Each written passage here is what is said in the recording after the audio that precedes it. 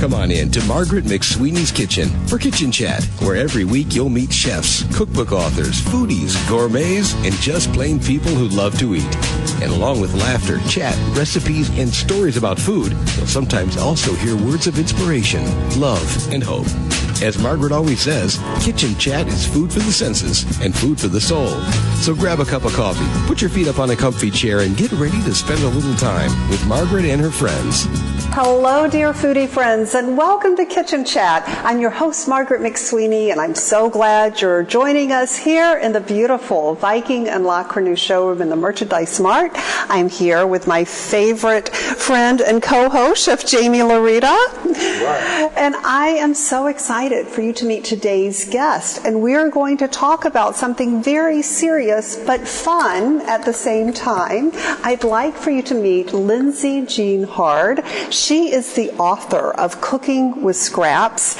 And first of all, welcome to Chicago. Thank you. Yes. Thank you for having me. Oh, I'm so glad you're here. And this is such a timely topic, especially coming up with the holiday season and everything. What was so astounding was to hear that 133 billion pounds, is it, of food is wasted every year? Yeah, it's 40% of food in the U.S. goes uneaten. So when we say it goes uneaten, does that mean wasted? Yeah, so we're filling landfills, like we're throwing away perfectly good food, and we're wasting money in the process. And do you know by any chance where the majority of that is? Like what most of it is? I think it's a mix of different reasons. Like be it grocery stores, restaurants. And transportation, and us not buying enough ugly produce, and yeah. Wow. Ugly produce. I love that. Talk to me about ugly produce. I think we're getting better with it now, but you know, it's the perfect looking things that generally make it into grocery stores. And, you know, farmers can't always sell the ones that don't look as good, but still taste perfectly fine. Right. Well, I love that you have compiled this book of recipes of what to do with the leftovers in a lot of ways. And the scraps, for example, and I'd love to just jump right into this, Jamie. You're going to appreciate this so much. Her recipe for banana peel cake. I just cannot imagine eating a banana peel. So hold on, the whole banana peel's in the cake. Yes, there's no banana in it at all. It's just banana peels in the cake. Right? Banana peels? Yes. Yep. Okay, so talk to me about this. Yes. I think this is probably one of the craziest ones in the book. But yeah, so you're using banana peels like from bananas that you would use to make banana bread, so like the really, really ripe ones. And then you're cooking them in a little bit of water to soften them, and then you're blending them. And so it turns into like a fruit puree, and it's not all that different from like applesauce. Right. It's giving moisture to the cake, and it just has this really nice, light, bouncy texture.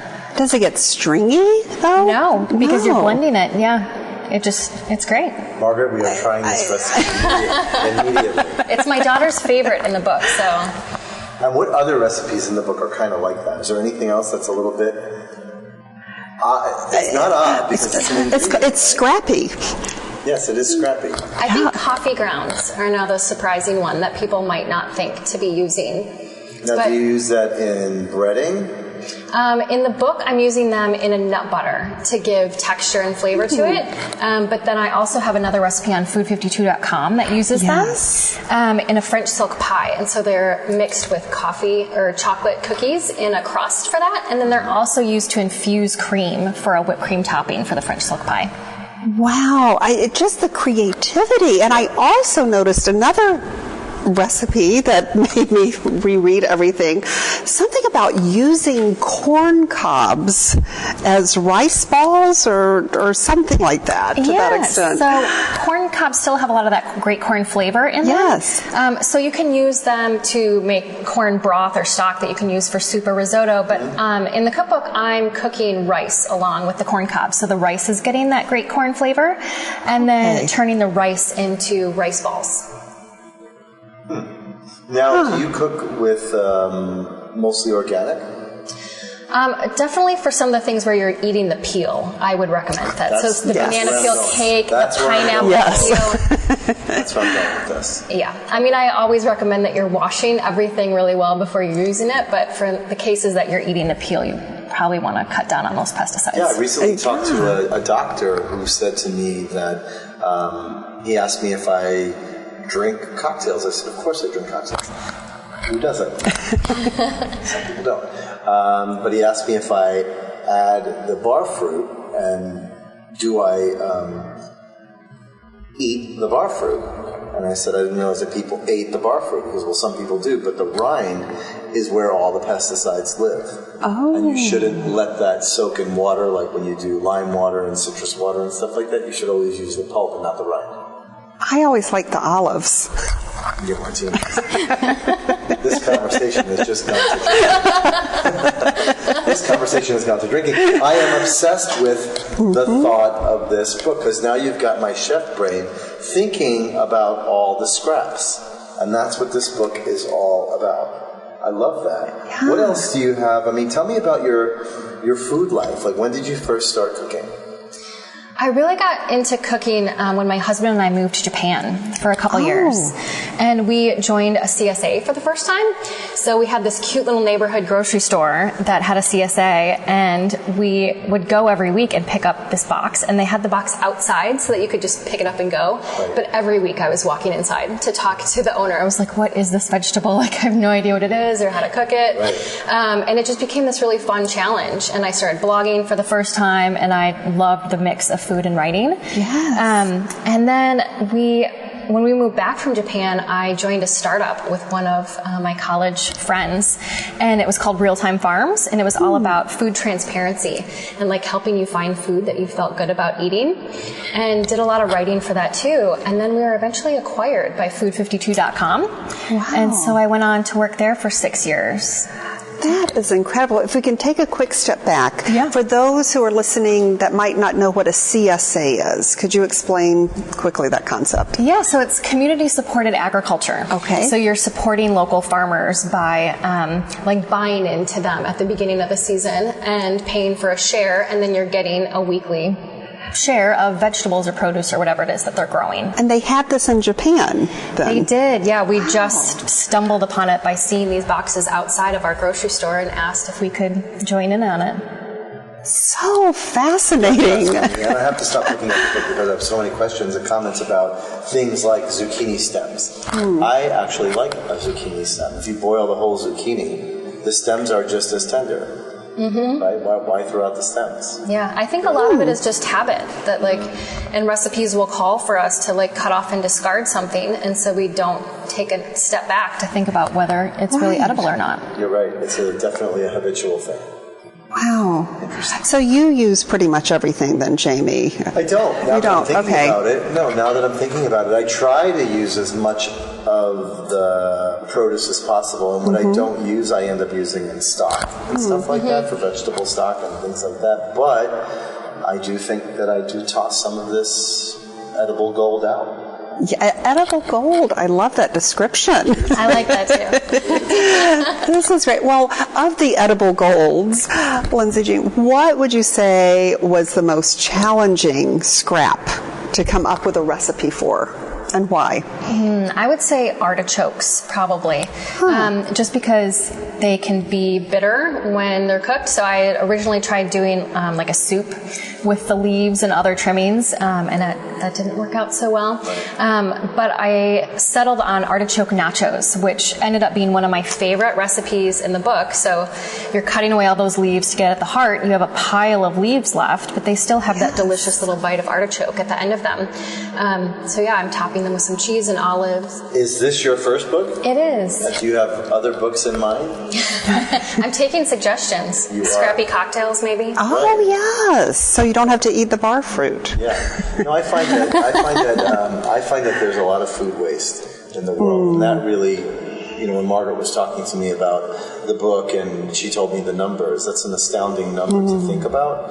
I come from the catering world and backstage world, and a lot of food is actually thrown out. We try, at times to give it away, but there's so many laws and so much, red tape you have to go through in order to give away food in America sometimes as well. When you have leftovers from, let's say, a rock show, and you have all these delicious leftovers, and you want to give them to, say, at a women's shelter or something like that, a lot of times they don't accept it because they don't know whether the food is fresh or tainted or whatever, so they don't accept it and it winds up being thrown out. Right. It's a big problem, and I was just in New York City and noticed, I'm from the East Coast, and I noticed a lot of homeless people, more so than I've ever seen before, and so many people begging for food, and it's really something that I think we need to find a big solution for in this world and in America. Yeah. We always focus on other countries, and other countries need help as well, but here in America, there are people starving, and to hear that number makes me think of, how do we make that happen? Right. So is there anything that you're doing or that we can do to create a movement to help take this food and change that number? You're right. I do think it is going to take a movement. I mean, hopefully this is one small step that people can do to make to make a difference. No, congratulations on opening my eyes to what I look at as garbage is actually edible. Edible gold, as you say. And I know Chef Massimo is doing so much in terms of trying to work with a lot of the restaurants, but there needs to be more of that. On Kitchen Chat, as more people watch Kitchen Chat, and the more I see hunger in the world, I travel a lot with musicians, so I see a lot of hungry people, and it breaks my heart. It's one thing... this morning as I was driving to work, there was a man literally begging for food, knocking on windows in the snow here in Chicago. It's not right. Oh, it's not. It's not. And especially, it's like the waste is there, and I think you call it from waste to taste, or something like that, where, it is available. We just need to find a way to make it more available. But for those of us cooking at home, you can really transform our kitchens as well. Just another question. I know, when there's pulp left with juicing and things like that, do you have any recommendations of what you can do with the scraps of pulp for recipes? I think it depends on what you're juicing, but a lot of the times that could go into meatless patties, or could be mixed into quick breads or something to add a little bit extra fiber into them.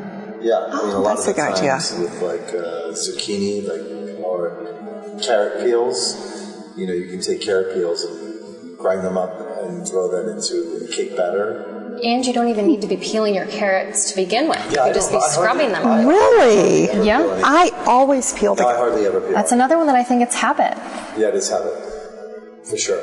People think I'm weird when I don't peel my vegetables. I'll just scrub them with a sponge. That's it, just get the dirt off of them. Yep. And do you get additional nutrients from keeping that layer on, or is it... I think in some cases you do. Okay. You know what I think also? I think in some cases you gain moisture when keeping the skin on. So when you boil a carrot or roast a carrot, a lot of the times because the skin and the membrane is on the outside, it helps cook and maintain the juices on the inside. I noticed that on carrots, and I always eat the skin on sweet potatoes and stuff like that. To me, it's delicious. Interesting. Well, today we actually have a live studio audience here at Kitchen Chat. Live studio audience. Yes, two wonderful gentlemen from France. Welcome to Chicago and to Kitchen Chat. And I'm so curious if other countries like France, they go shopping every day at the fresh food markets and everything. I mean, is there as much waste in these other countries?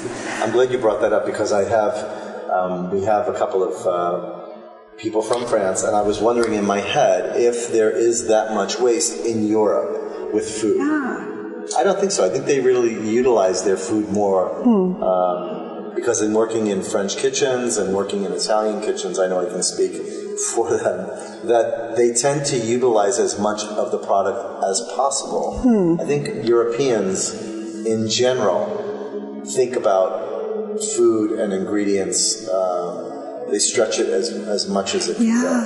And do you think the daily shopping has anything to do with less waste when you, because I feel like we here in the U.S.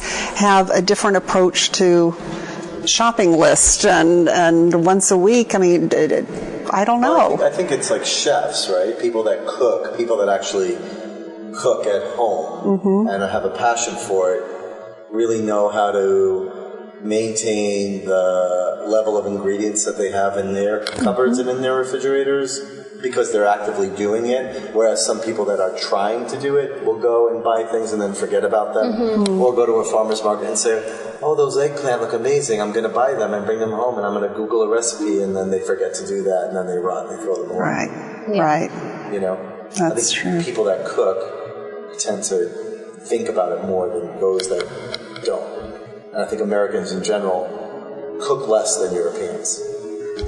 That's true. That's probably a fair statement. You know, so I think in that regard, that's the answer to that question, Margaret McSweeney. And even with, because there's so many meal boxes here in the U.S., so your cookbook could also apply to some of the ingredients that you get in the meal kits too, perhaps. Yeah, in some cases. In others, I think that they're eliminating those parts of it for you ahead of time. But sometimes, yeah. And Lindsay, are you a pioneer in this movement, in the zero waste cooking? Are there other people like you that are focusing on this? I've not heard the cutting edge right here. There are definitely other people who have done similar things. I think other cookbooks oftentimes focus on using the whole vegetable, whereas I'm assuming that you already know how to use part of it, and so you might need more help with the so-called scrap part. Right. So I think this can actually become a way for people, for home chefs and for home cooks to start to think about. I think that's where is your intention, to start thinking about food as a whole, as versus to a part of. Yes. Because there's a lot of vitamins and nutrients in the skin as well. Right. And you're just making me think of parts of the vegetables. Margaret McSweeney, she's becoming quite the gourmand. Well, with your influence. But yes, I mean, where did I have to make this banana peel cake? Absolutely. So this is what's happening now. This is what you're doing, and this book is brand new. It is, yep. It just came out the end of October. And where can this book be found? You can find it at any of your local bookstores or online retailers like Amazon. Great. So this is what's new and now. What are you doing next? What's happening next? Well, I just started working for Zingerman's Bakehouse in Ann Arbor, Michigan. I'm doing marketing for them. That's quite the bakehouse. Yes. Yeah. And thinking of book number 2. Oh, okay. All right. Odds and ends. I love that. Odds and ends. Oh, this is great. Odds and ends. It's like it's the good. Odd, ugly, and the ends. Odds and ends. Just give me a little, okay. And becoming an advocate for ugly fruit. Yes. So, yes. That would be the odds. Yes. Wonderful. Well, we love to finish up each kitchen chat with 3 tips for the home chef. What would you have to share with us? For starters, I would say planning ahead. I think that's part of what we were talking about with, that European countries are doing better because they're buying it, they know what they're going to do with it, and they're using it all. So if we're planning ahead, figuring out your meal plan for the week, and going from there, I think you've got a better chance of using all of these things. 2, I would say proper storage. Sometimes we'll come home with a bunch of beets and just throw it in the crisper, and that's not the best way to make it last. You should be separating the leaves from the roots. If you're storing things properly, it'll last longer and it won't go to waste. Man. So you're supposed to separate the for any root vegetables like carrots, beets. Yep, they'll both last longer. That's a good tip, guys. And then number 3, I would say to be kind to yourself. That if you feel like this is overwhelming and that you should be using everything all at once, to just give yourself the space to start with 1 or 2 scraps and get used to it and then add in a couple more. Make sure you get a copy of her book, Cooking with Scraps. It's going to inspire you and change the way that you shop and that you cook. So thank you. Yes. Thank you. Thank you so much. Thank you so much for having me. Oh, this was fun. And thank you, dear foodie friends, and our friends from France for joining us today on Kitchen Chat. Make sure you visit Jamie here in the Viking and La Cornue showroom and visit VikingLife.com. Come see me in my kitchen, kitchenchat.info. And always remember to take a moment and savor the day. Thank you for joining us today. If you're interested in Margaret's books, A Mother's Heart Knows, Pearl Girls, Encountering Grit, Experiencing Grace, and Go Back and Be Happy, please just click on the covers on the webtalkradio.net page in front of you. Margaret would love to connect with you and hear from you, so join her on Twitter, Facebook, her blog, or click on this website to leave a note and share a recipe. Thank you again, and we'll see you here again for a new show next week.